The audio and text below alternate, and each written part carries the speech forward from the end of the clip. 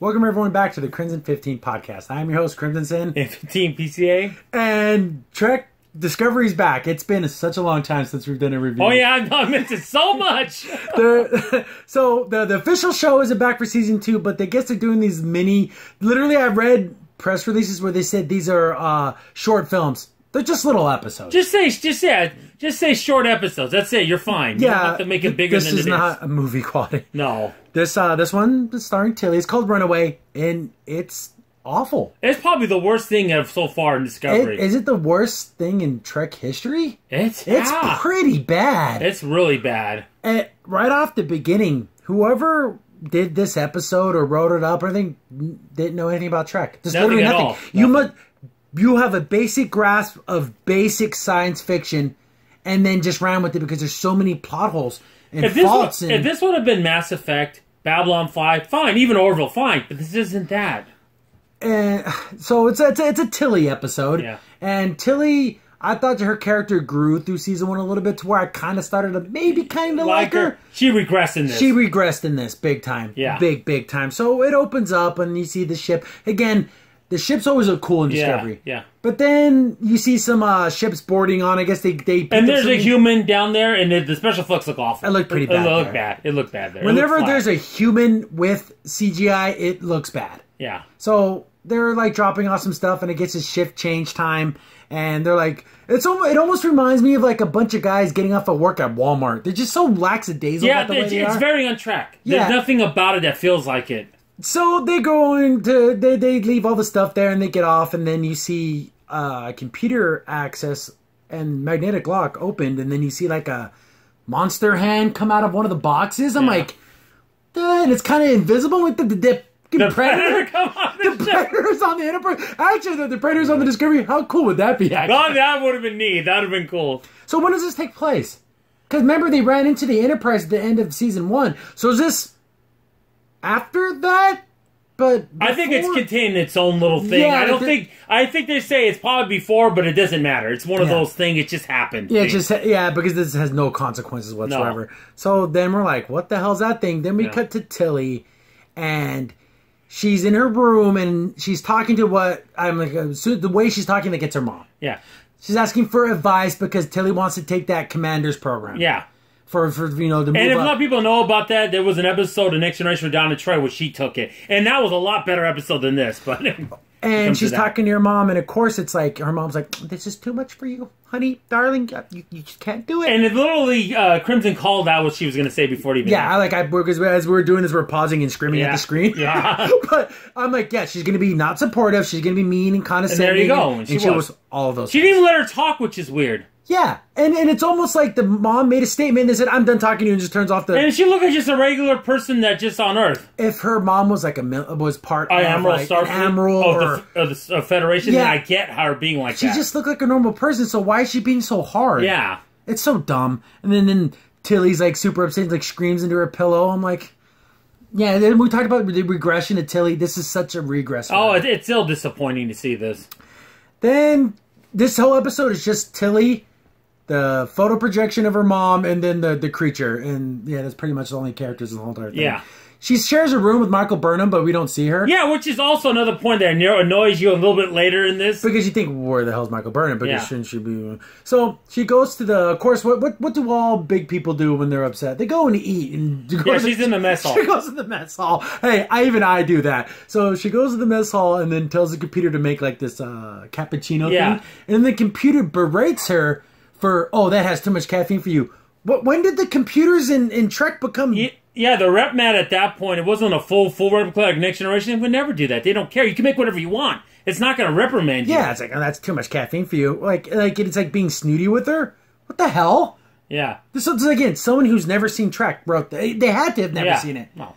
The only time it ever happens is when Q was missing. Yeah, that was Q's son. But that was actually funny because she wanted to make coffee. Well, make it yourself. Like, what? It is like in that perfect computer voice. Yeah, that's what makes it sarcastic. But that was something special. This is just the thing just...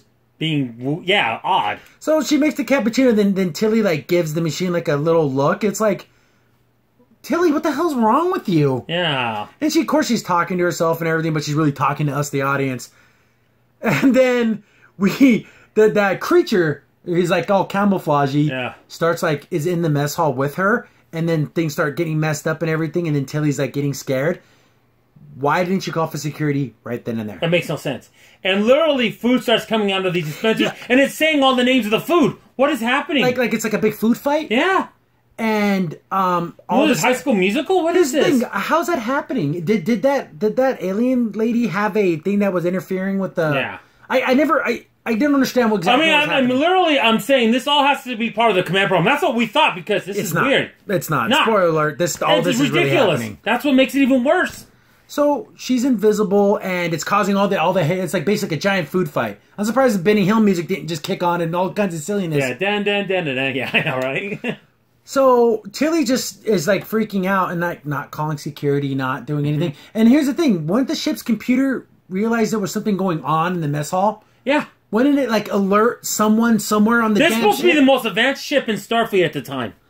So it's going crazy, and it's that lady causing it. She's like invisible, and Tilly kind of sees like I guess she's bleeding. Yeah. She like bleeds like orange Cheeto dust or whatever, so she's bleeding. Yeah. Or it's like remember that Mountain Dew, the orange Mountain Dew live wire. Yeah. She bleeds that, so she can see that she's there, and she's like, trying to get some food, but she's like a feral animal. First I thought, is she like straight up like a monster? Yeah. No, she's like a regular person, and that's just like her being like her defense mechanism. Yeah. And Tilly is like trying to like, okay. And this is what she says.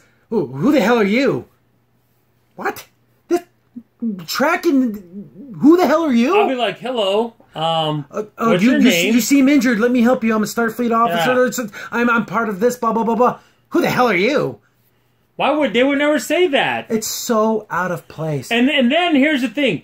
She uses the universal translator, which is through the communicator. And that's another weird thing too. She's scanning her, and the main computer's talking. The scanner never did that. And it's not even Next Generation did that. And didn't you feel like the computer was talking a little fast? Yes. Like I couldn't hear everything the computer was saying. Like it said her race, and she's female, 17. Like it's like. And if it was connected to the computer, why wasn't that alerted? That's what makes no sense. They would have been alerted.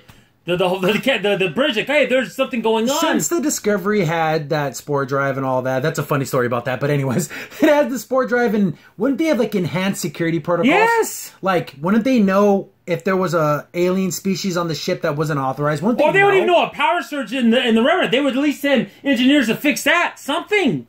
Nothing. So they start talking, and that's another thing. Like, shit, that this alien creature has like spines on her back, but it's mostly humanoid, and she's like doing like this hiss at Tilly. Then Tilly like does the hiss right back. I mean, what is this? Is this supposed to be funny? It's another thing we commented, and we haven't mentioned it yet, but there's a lot of stuff this would have worked in Orville. But this is not Orville.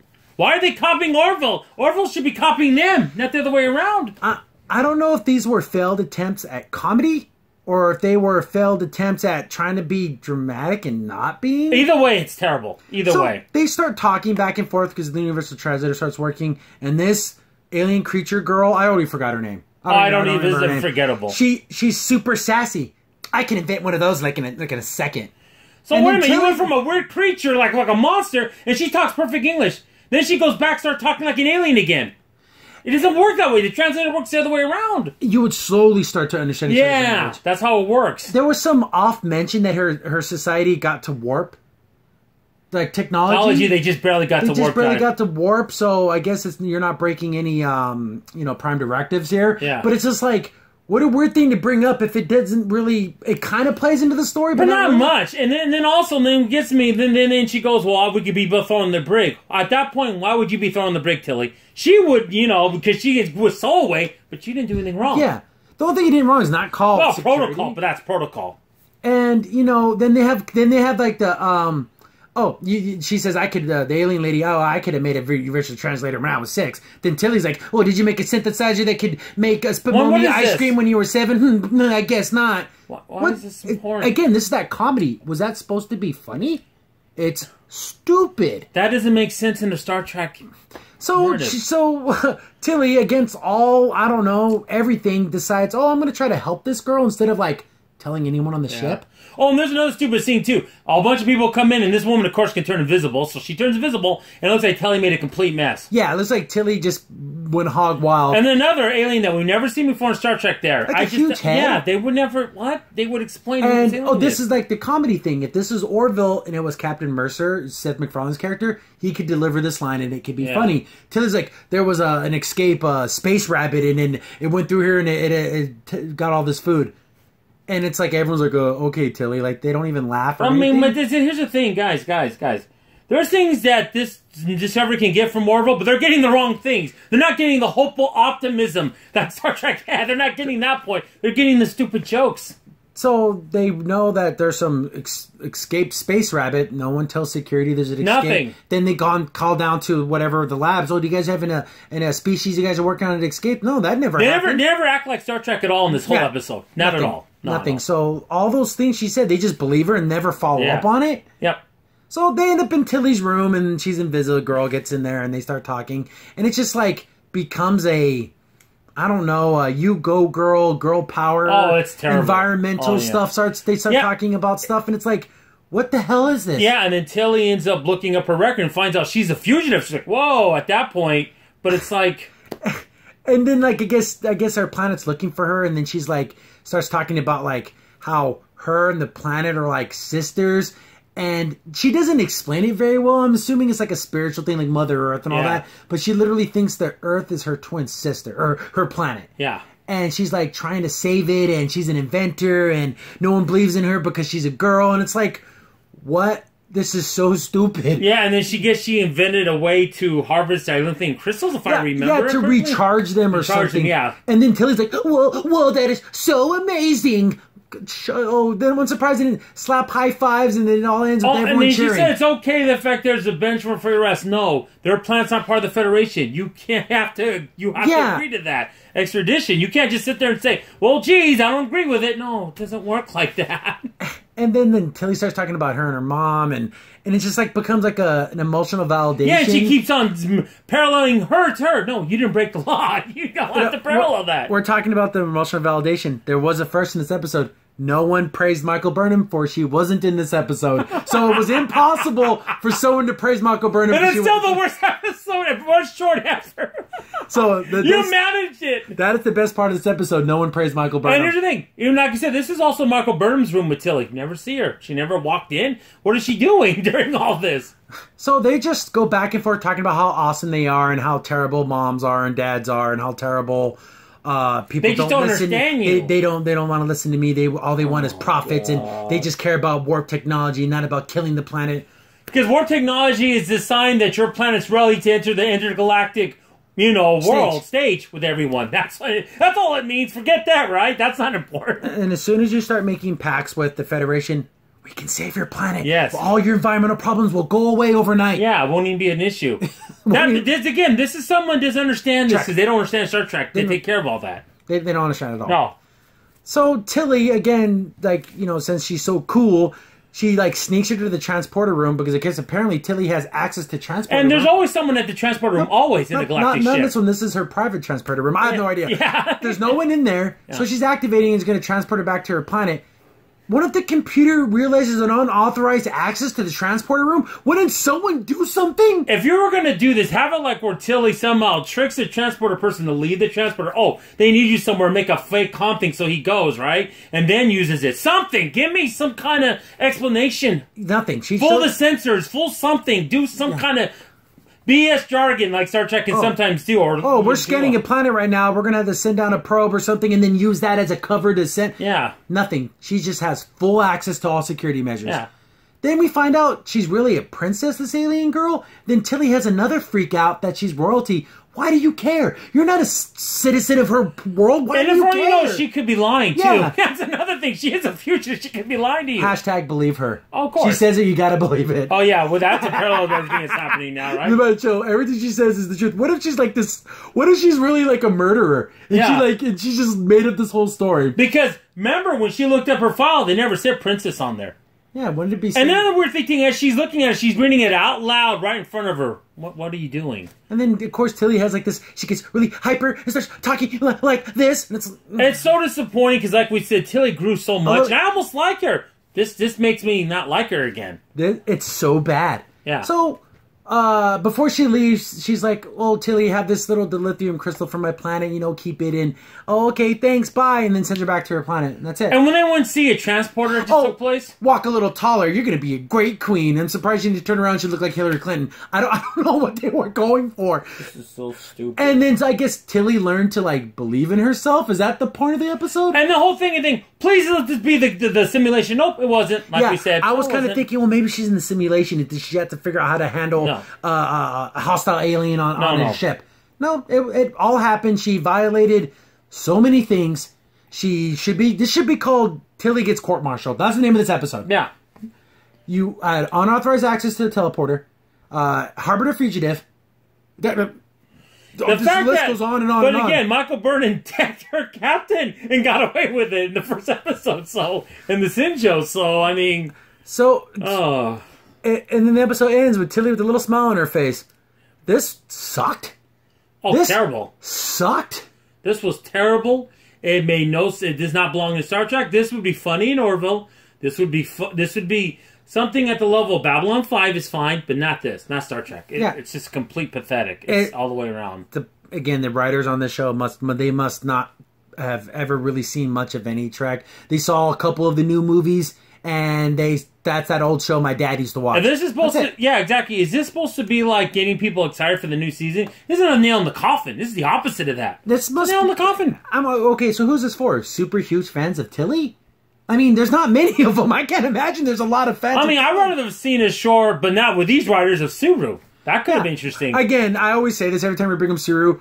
We like Suru, and we always get crap from you guys, but I like Suru. He's interesting. Because he grew. Hopefully that'll make him regress, because he did way better towards the end. They show a little preview for the next episode. Some black dude wakes up on a ship that's all empty. Like, ooh, that could be interesting. More than this. Yeah, it looks like it's not anything involving any of the characters from the Discovery. So that could be interesting. But this Runaway, my question is, I want to know what was the simulation on this command thing with Tilly Diggs. It's not the same as Anna Troy. I'll tell you the difference between the two. I'm not saying we don't know what Tilly went through, but Dana Troy actually had to sacrifice someone. She had to sacrifice Jordan LaForge because he had to go into the lithium chamber because it was hiding radiation, but he had to save the ship. Yep. But he was going to die. You had to order someone to their death for the better good for the ship. I guarantee in this show they would have no idea to do that. That would never even come up. And it was about sacrifice. Did Tilly take the test and fail, or she hasn't took the test? I think she took it. I don't know, but I wish I would have seen what the test was about. It's a Scantron. Yeah, but again, I know, right? It's weird. It's like it was a weird plot device they never explained. She did talk about it in the last seasons. I guess now she has like the confidence to take the test because I helped the fugitive escape. Whatever. Yeah, it's so stupid. This is it's so bad. I don't really know what to say. During the whole entire episode, I'm just shaking my head like this. And it's the weird like refugee garbage too. Yeah, like she's like an escapee, and I was only doing what I love, and I want to save my planet, and all the rich, greedy people don't want anything to do. You're entering a new phase. It's an exciting phase for your planet, and you're treating it like it's the worst thing ever. It's ridiculous. I just made it. I think crystals, but I really don't. They don't. But I don't like the fact they're using it. And I'm like, well, what is this? You can. You could save your planet. It's the opposite. Me, you bring that because at this time you still use lithium crystals. Yeah. So if she invented that thing, you can like bring the whole. You can join the Federation probably expediently. Yeah. Because you have this invention that can help the whole entire Federation. And help the universe, everyone. But it's just the whole point, like, oh, look at this one girl, this the one that you want to greedy people. She invented something that they need, it's the whole act stuff. And she invented this, and she's kind of like I guess she always talked about how she liked living in the caves and stuff because. But she's a princess. So is this like, what's the message? Girls are awesome. Believe her. Yeah. Refugees are great. They bring so much. See, she has all the secret knowledge. If you would have just trusted her, like, is that the message? Yeah. But first of all, the Federation did not trust her. It was her society. It wasn't the Federation that did anything wrong here. Nothing. Wouldn't she, like, say, can I speak to your captain? I want to request asylum. Something. Yeah. Anything. No, she acts like a weird monster, and also she's super intelligent. Why was she acting like a monster? Yeah, she's like walking like a normal girl. Yeah. Hey, what's a remember I made all those spikes coming on my back and I was hissing at you? Yeah, that was... And I was on the ground like this with my claws. What is this? And the last thing is she was punching in numbers. Like she's setting the self-destruct on the ship. Right. I'm hitting this crap right here, right now. Hey, Tilly, did you authorize a transporter there at around 0700? What's that about? And she turns, looks at the camera, and goes, "Oh boy!" And the credits roll. Point. Where does she transport her to? Aren't they in outer space? Back to her planet. Remember, because she's talking about like, oh, I don't want to go be queen or whatever, but I guess back to her planet. I'm assuming. Wouldn't it have to be within range? Yeah, like she can't just burn out to nothingness. I'm assuming they came down to that planet to get the lithium crystals, and she like stowed away. But wouldn't they know that? Wouldn't the computer scan all the cargo things as they come in and say, "Oh, there's a life form in this box"? No, because apparently in Star Trek, in Kirk's time, not Archer's time, first time they don't scan for cargo, and they could potentially not blow up or be a bomb or anything. Or there could be some type of bacteria or something like that. I know, it's ridiculous. Like they even explain it, even when there's a Star Trek episode, it was on the first one with Barclay, when there was a bacteria that ended up hitting the ship, because the fact is that they even said, well, the scanners don't scan it. It's such an old material that it's not included in the manifest from the scan. See, they gave an explanation. They didn't just have things happen. I know there's like a mini episode, but those kinds of explanations take seconds, and it adds to what Trek is. Yes, more richness. Again, Star Wars and Trek are different. Yeah. This felt like something that was out of Star Wars, not which something is out fine. of Star Trek. And then all you have to do to have the explanation as they're walking off saying, oh boy, yeah, we don't scan for old materials anymore, da-da-da-da, something. Just give me something. They didn't want to pay that guy an extra word or two. Yeah, of course not. Worst thing in Discovery? Oh, worst thing. And the thing is, it was 15 minutes. It felt like an hour and a half. That's how bad it was. I just, come on, end. I don't care. End. This was awful. And then, it was only 15 minutes. We've been going on for 22 minutes. This is how bad it is. It's just, so it's back. we're back, and it can never last. Yeah, and I want to say something, too. I wish Orville would do shorts like this, because it could be interesting. Like doing Malloy, what he does throughout the day would be kind of funny and be interesting. I'll have to see that. Because we don't know. Because even with one season of the Orville, without becoming an Orville episode review, we don't know how the world works. That's what we like about it. It's interesting. Know so much about Trek that it's so hard to try to jimmy in something. Especially when it's in the past, and it's just, and you know how everything works, and then you do something like this where none of that would have happened. None of that. No. You couldn't have accessed that. In the transporter room, I think is probably the biggest flaw. Because they like unauthorized access to the transporter room. What's happening here? Yeah, they always have someone at the transporter. Or again, we're passing by your planet's moon. There's a little bit of interference. We have about 20 seconds to where I could send a transporter. It'll just look like interference. See, I can give you so many parallels when Star Trek did it right. There was an episode where this Captain Maxon had, I think, the USS Phoenix, and he's attacking Cardassians. And O'Brien used to be part of the transporter team. He was the head of the transporters there on that ship. And he knew, to get on a ship, there's a 1 second window where I can get you onto the ship. See, they explain things! They don't explain nothing. No. Even if it's like a BS answer, at least it's an answer. Yes! But, again, it's back, baby. Yeah. And we're going to watch them and rip them, and if it's bad, it's bad. If it's good, it's good. But they haven't had a good one yet, and this one was the worst. And not Tilly, my God, what did they do to the character? What is this? This seems like episode 2 Tilly. Yeah. Not at the end of the season. Yeah, it's a regression episode, and it's funny. I would even give this, it still would have been bad, but at least if Michael Byrne was doing this, she's supposed to be super smart. Maybe she knows how to do the things. Tilly's not. She's not, I would say, street smart. She doesn't have that kind of ability to be conniving to get her... Sneaky, yeah. She would give herself away because she's always freaking out about everything. But, I'm going to leave that... It's only 15 minutes long if you could watch it. And if you liked it, tell us what you liked about it. Gosh. Honestly, if you honestly liked certain parts of this, explain to us why you liked it. But from two Star Trek hats, it's terrible. It's just awful. Maybe if you've never seen Trek anything, this might be acceptable, but whatever. This is made for people that are the SJWs and all women power and all, but they're not going to watch this anyways. It's Star Trek. Yeah, that's what it's for. Sci-fi's stupid. Exactly, right? So, another one comes on next week? No, they said did they say October 8th? Whenever it does, November 8th, I'm not sure. We're going to be all over it, but man, oh man. F. It's not even F, it's a 0. It's a 0. It's a 0. It's a negative 0. Yeah. They divided it by 0 and it imploded on itself. Oh, goodness. But we're going to be here with every little thing that comes out. We'll watch all these and we'll give our honest reviews. And if, you agree, you don't, let us know. Even the trailer for the next one on the shore looked immensely better than this. So, like, share, sub. If you guys like the way that we do these reviews, let us know. Yeah. Tell us what you don't like. But we're going to keep doing them because they're fun. Another thing is, this has nothing to connect with anything with the series. That's something, if you're going to do shorts really up to season, have it connect to something. Like a little piece. Like, okay. Even if they don't connect, let them be fun. And this wasn't fun. No, either way. It was just stupid. So, we're going to leave you with that. It's just... Man, I had the same feelings that we had at the end of all the other reviews where I just felt empty. Yeah. Thank you for giving me the same feeling. No, this is the most empty I've ever felt. This is pathetic. So, I've been your host, Crimson Sin. And 15 PCA. Thanks for watching, guys. See you later. Bye. Crimson Sin here. Thanks for watching, and be sure to like, sub, and share. Also, for the most up-to-date information about the podcast, follow us on Twitter at C15 Podcast.